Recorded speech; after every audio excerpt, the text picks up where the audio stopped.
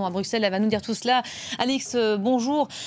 Omicron et cette réponse coordonnée qui peine quand même à voir le jour. On l'a encore vu ce matin, les États sont assez tentés en ce moment, vu le contexte, de prendre des décisions, mais de leur côté.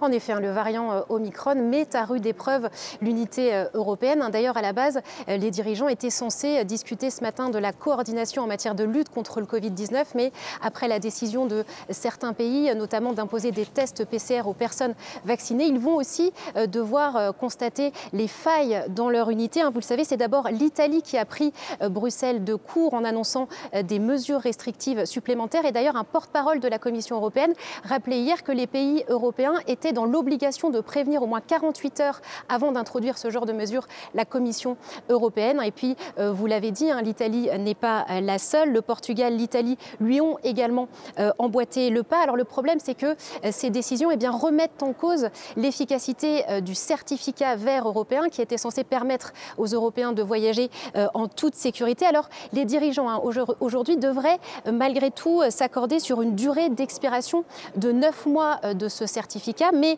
la question reste de savoir quand introduire ce nouveau délai. Là, les pays européens ne sont pas d'accord. La France, la Belgique ou encore les Pays-Bas sont favorables à une révision rapide des recommandations de voyage de la Commission européenne. L'Allemagne, quant à elle, préfère attendre de voir comment va évoluer le variant Omicron. Pourtant, la présidente de la Commission européenne, Ursula von der Leyen, a averti qu'Omicron devrait devenir dominant dès la mi-janvier.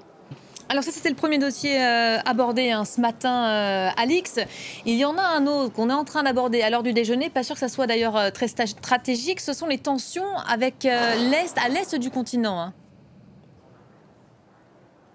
En effet, les Européens tentent de mettre la pression sur la Russie pour obtenir la désescalade. La présidente de la Commission européenne, Ursula von der Leyen, a brandi la menace de mesures sans précédent si la Russie décidait d'envahir à nouveau l'Ukraine. Nous sommes en mode prévention-dissuasion, a quant à lui souligné Josep Borrell, le chef de la diplomatie européenne. Mais la question russe, on le sait, est délicate parmi les 27. Ils n'ont pas tous la même approche. Il y a d'un côté les pays qui souhaitent des mesures fortes comme la Pologne, les pays baltes ou la Suède, et puis de l'autre des pays qui préfèrent privilégier le dialogue comme l'Allemagne, la France, l'Italie ou la Grèce. Emmanuel Macron et Olaf Scholz ont d'ailleurs rencontré le président ukrainien hier, qui était présent à Bruxelles dans le cadre du sommet du partenariat oriental, réunion à l'issue de laquelle Volodymyr Zelensky s'est dit prêt à des pourparlers, mais il a aussi souligné sa volonté